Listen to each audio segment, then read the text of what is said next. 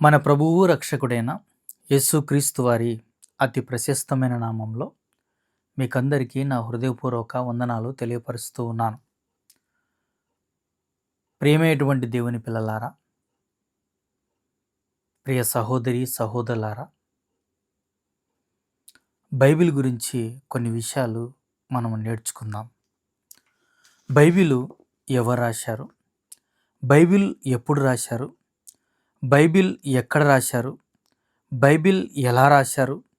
Bible ఎందుకు రాశారు అన్న విషయాన్ని మనము గ్రహించి గమనించినట్లయితే, బైబిల్ అనే పదం ఎక్కడి నుండి వచ్చింది, ఎలా వచ్చింది అన్న విషయాన్ని మనం ఆలోచిస్తే, బైబిల్ అనే పదం గ్రీకు భాషలో బిబ్లోస్ అనే పదం నుండి వచ్చింది.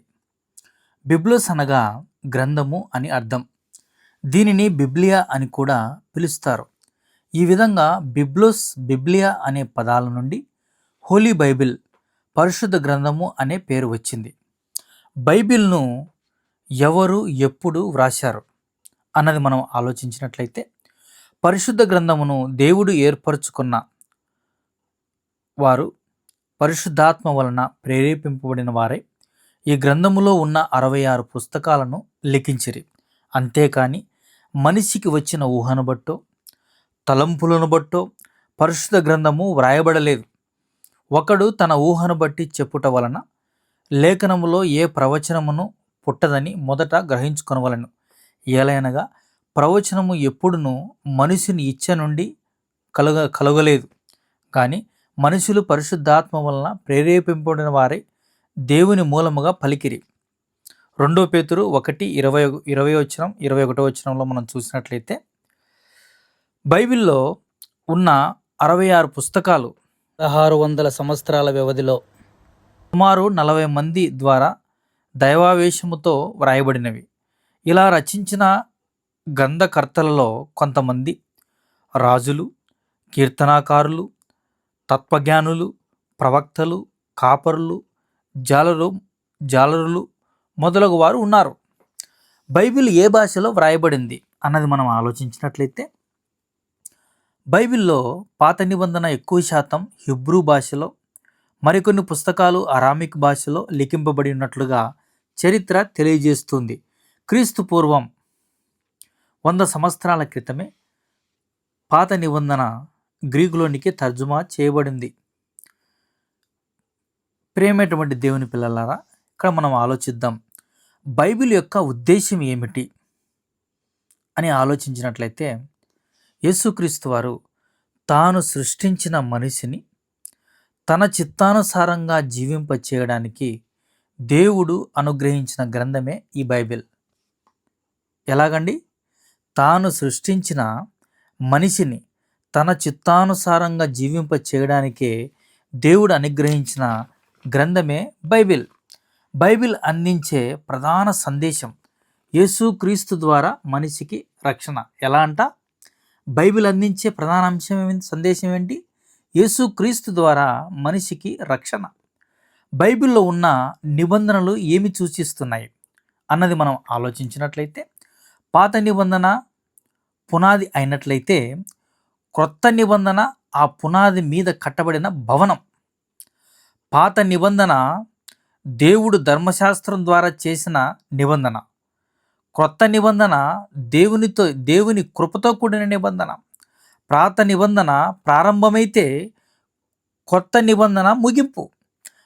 పాత నిబంధన సీనాయి కొండను సూచిస్తే క్రొత్త నిబంధన కలవరి కొండను సూచిస్తుంది. పాత నిబంధన ఇశ్రాయేలు రక్షకునిగా మోషేను కనపరుస్తుంది. కొత్త నిబంధన క్రీస్తును లోకరక్షణగా గణపరుస్తుంది. పాత నిబంధన దేవునితో ప్రారంభం. ఆదియందు దేవుడు భూమి ఆకాశాలను సృజించెను. క్రొత్త నిబంధన క్రీస్తుతో ప్రారంభం.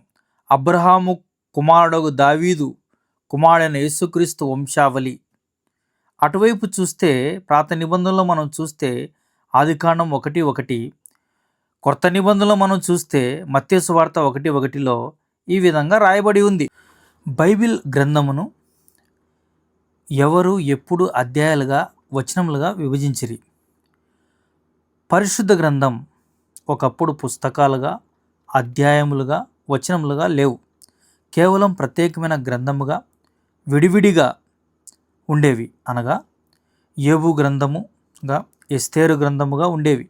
ఇలా విడివిడిగా ఉన్నటువంటి గ్రంథాలయాలన్నిటినీ 66 పుస్తకాలుగా కూర్చి పరిశుద్ధ గ్రంథ బైబిల్గా సమకూర్చారు. ఈ పరిశుద్ధ గ్రంథము 2 భాగాలుగా పాత నిబంధన మరియు కొత్త నిబంధన విభజించబడింది. జాన్ క్రిస్టోఫర్ అనే గొప్ప దైవజనుడు క్రీస్తు శకం 347 నుండి 407 కాలంలో పాత నిబంధన, క్రొత్త నిబంధన అనే పదాలను ఉపయోగించి బైబిల్ని ఇతరులకు బోధించడం మొదలుపెట్టాడు. ఆ కాలం నుండి మొట్టమొదటిసారిగా బైబిల్ పాత నిబంధనగా, క్రొత్త నిబంధనగా పరిగణింపబడింది. స్టీఫెన్ లాంగింగ్స్టన్ అనే ఆర్చర్ బిషప్ గారు 1227లో బైబిల్లో ఉన్న 66 పుస్తకాలను అధ్యాయములుగా విభజించారు. యూదుల బోధకుడైన నాతాను గారు 1448లో పాత నిబంధనను వచనములుగా విభజించారు. స్టీఫెన్ అనే మరొక భక్తుడు 1555లో క్రొత్త నిబంధనను వచనములుగా విభజించారు. బైబిల్లో ఎన్ని పుస్తకాలు ఉన్నాయి? పరిశుద్ధ గ్రంథంలో కింగ్ జేమ్స్ బైబిల్ ప్రకారం మొత్తం పుస్తకాలు 66, మొత్తం అధ్యాయములు 1189, మొత్తం వచనాలు 31,102. పాత నిబంధనలో 39 పుస్తకాలు, క్రొత్త నిబంధనలో 27 పుస్తకములు కలవు. పాత నిబంధనలో 929 అధ్యాయములు, 23,145 వచనములు కలవు. క్రొత్త నిబంధనలో 260 అధ్యాయాలు, 7,957 వచనాలు కలవు. పాత నిబంధన పుస్తకాలు 39. అవేవనగా ధర్మశాస్త్ర గ్రంథాలు 5, చరిత్ర గ్రంథాలు 12, పద్య పుస్తకాలు 5, పెద్ద ప్రవక్తల గ్రంథాలు 5, చిన్న ప్రవక్తల గ్రంథాలు 12, టోటల్ 39. అదేవిధంగా క్రొత్త నిబంధన పుస్తకములు 27, వాటిలో సువార్తలు 4, చరిత్ర తెలియపరిచేది 1, పత్రికలు 21, ప్రవచనం 1, మొత్తం పుస్తకాలు 27. క్రొత్త నిబంధన పుస్తకాలు క్రీస్తు శకము 50 నుండి 100 సంవత్సరాల మధ్య 27 పుస్తకాలుగా వ్రాయబడిన. పాత నిబంధనలో అతిపెద్ద పుస్తకము కీర్తనలు 150 అధ్యాయాలుగా ఉన్నవి. అతి చిన్న పుస్తకము ఓబద్య. అతిపెద్ద అధ్యాయము కీర్తనలు 119 అధ్యాయము. అతి చిన్న అధ్యాయము కీర్తనలు 117 అధ్యాయము. మధ్య అధ్యాయము యోబు 29. నూతన నిబంధనలో అతిపెద్ద పుస్తకము లూకా సువార్త. అతి చిన్న పుస్తకము 2వ యోహాను పత్రిక. అతిపెద్ద అధ్యాయము లూకా 1 అధ్యాయము. అతి చిన్న అధ్యాయము ప్రకటన 15 అధ్యాయము. మధ్య అధ్యాయము రోమా 13 అధ్యాయం. పరిశుద్ధ గ్రంథము అంతటి మధ్యలో ఉన్నటువంటి వచనం, మనుషులను నమ్ముకొనుట కంటే యెహోవాను ఆశ్రయించుట మేలు, రాజులను నమ్ముకొనుట కంటే యెహోవాను ఆశ్రయించుట మేలు. కీర్తనలు 118, 8వ వచనం. బైబిల్ కాలములు, పరిపాలనలు, ప్రవక్తలు. నిబంధన కాలము అబ్రహాము, నాయకుల కాలము మోషే సమూయేలు, రాజుల కాలము సౌలు దావీదు సొలొమోను, అన్య రాజ్యాల కాలము పట్టబడిన ఇశ్రాయేలు యూదా, క్రీస్తు కాలము సంఘ స్థాపన కాలము, ప్రపంచ సువార్తీకరణ కాలం. పాత నిబంధన ధర్మశాస్త్ర గ్రంథాలు. ఆదికాండము సృష్టి ఆరంభమును తెలియపరుస్తుంది. నిర్గమాకాండము ప్రారంభమును తెలియపరుస్తుంది. లేవియాకాండము లేవీలో పని, పరిచర్య, అర్పణలు, ఆహార పద్ధతులు, ఆచారాలు, ఆచరించవలసిన ఆజ్ఞలు తెలియపరుస్తుంది. సంఖ్యాకాండము ప్రజా గోత్రముల సంఖ్య, యాజకుల సంఖ్య తెలియపరుస్తుంది.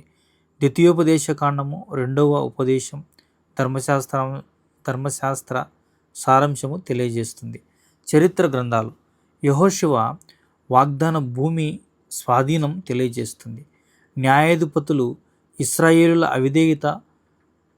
అవిధేయత శిక్ష తెలియజేస్తుంది. ఋతు నమ్మకత్వానికి బహుమానం తెలియజేస్తుంది. సమూయేలు మొదటి గ్రంథం, సమూయేలు రెండవ గ్రంథం, దావీదు పరిపాలన. రాజుల మొదటి గ్రంథం, రాజుల రెండవ గ్రంథం, ఇశ్రాయేలుల పతనం. దినవృత్తాంతముల మొదటి గ్రంథం, దినవృత్తాంతముల రెండవ గ్రంథం, ఇశ్రాయేలుల దీనస్థితి. ఎజ్రా ఇశ్రాయేలు తిరిగి రావడం తెలియజేస్తుంది. నెహెమ్యా గ్రంథం గోడలు నిర్మించడం తెలియజేస్తుంది. ఎస్తేరు గ్రంథం యూదులను రక్షించడం తెలియజేస్తుంది. పద్య పుస్తకాలు: యోబు గ్రంథం, కీర్తనల గ్రంథం, సామెతల గ్రంథం, ప్రసంగి గ్రంథం, పరమగీత గ్రంథం.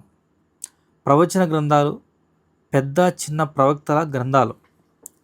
యెషయా గ్రంథం రక్షకుడు రాబోచున్నాడని తెలియజేస్తుంది. ఇర్మియా గ్రంథం దేవుడు శిక్షించబోచున్నాడు అన్నది తెలియజేస్తుంది. విలాపవాక్యాల గ్రంథం సియోను కొరకు కన్నీరు తెలియజేస్తుంది. హెజెక్యేలు గ్రంథం హెచ్చరికలు, దర్శనములు తెలియజేస్తుంది. దానియేలు గ్రంథం రాబోయే రాజ్యాల వివరణ తెలియజేస్తుంది. హోషేయ గ్రంథం పశ్చాత్తాపముకై పిలుపు తెలియజేస్తుంది. హేబేలు గ్రంథం తీర్పు రాబోతుంది అని తెలియజేస్తుంది.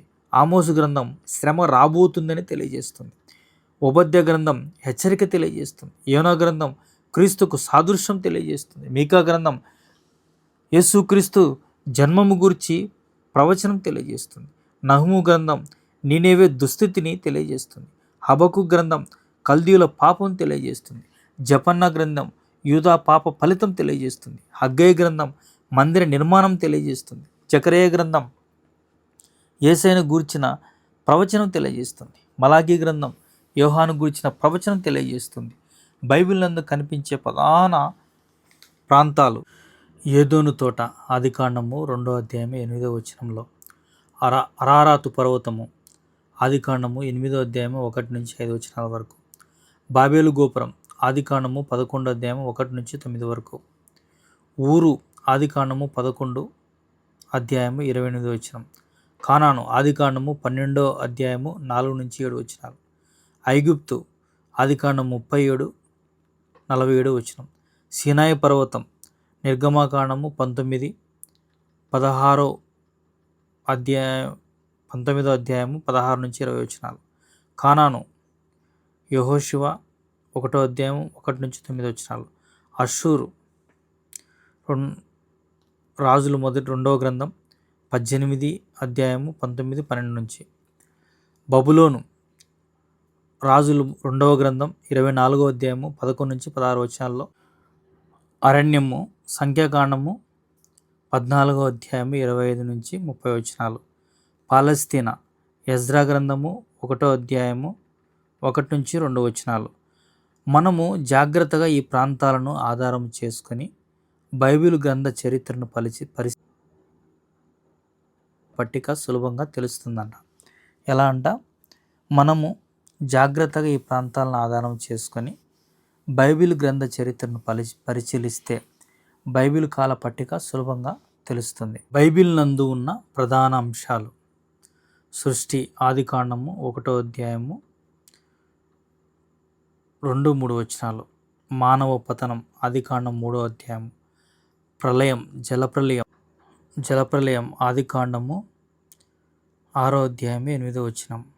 బాబేలు గోపురం, ఆదికాండము 11వ అధ్యాయము 1 నుంచి 9 వచనాలు. అబ్రహాము యొక్క పిలుపు, ఆదికాండము 12వ అధ్యాయము 1 నుంచి 3 వచనాలు. ఇస్సాకు పరిణయం, ఆదికాండం 24వ అధ్యాయము 67వ వచనం. యోసేపు ఐగుప్తు పరిపాలన, ఆదికాండము 41వ అధ్యాయము 41 నుంచి 43 వచనాలు. యాకోబు ప్రయాణం, ఆదికాండము 46-47 వచనం. ఐగుప్తు నుండి ప్రయాణం, నిర్గమకాండము 7వ అధ్యాయము 12వ వచనం. పస్కా పండుగ, నిర్గమకాండము 12వ అధ్యాయం. ధర్మశాస్త్రం, నిర్గమకాండము 9వ అధ్యాయం 24వ వచనం. అరణ్యంలో ప్రయాణం, సంఖ్యాకాండము 13వ అధ్యాయము 14వ వచనం. వాగ్దాన భూమి స్వాధీనం, యెహోషువ 11వ అధ్యాయం. ఇశ్రాయేలు ఫిలిష్తీయుల బానిసత్వం, న్యాయాధిపతులు చీకటి శకం. సౌలు మొదటి రాజుగా ఎన్నిక. సమూయేలు మొదటి గ్రంథము 9వ అధ్యాయం 27వ వచనం. దావీదు రాజుగా ఎన్నిక. సమూయేలు 2వ గ్రంథం 5వ అధ్యాయం 3-5 వచనాలు. బంగారు శకం. ఇశ్రాయేలు విభజన. రాజులు 1వ గ్రంథము 12వ అధ్యాయం 26-33 వచనాలు. ఇశ్రాయేలు మరియు యూదా. ఇశ్రాయేలు బందీలుగా కొనిపోవుట. రాజులు 2వ గ్రంథము 17వ అధ్యాయము 25 వచనం. 17వ అధ్యాయం నుంచి 25 అధ్యాయాల మధ్యలో. ఇశ్రాయేలు తిరిగి వచ్చుట. నూతన నిబంధనలో ఉన్న ప్రధాన అంశాలు: యేసుక్రీస్తు పుట్టుక, యేసుక్రీస్తు పరిచర్య, యేసుక్రీస్తు పునరుద్ధానము, యేసుక్రీస్తు ఆది సంఘ ప్రారంభము, యేసుక్రీస్తు సువార్త ప్రకటన, యేసుక్రీస్తు సార్వత్రిక సంఘ ప్రారంభము. ఈ విషయాలు తెలుసుకున్నందుకు దేవుడిచ్చిన గొప్ప కృపను బట్టి దేవునికి స్తోత్రాలు. సమస్త ఘనత మహిమ యెహోవాకే చెల్లునుగాక. ఆమేన్.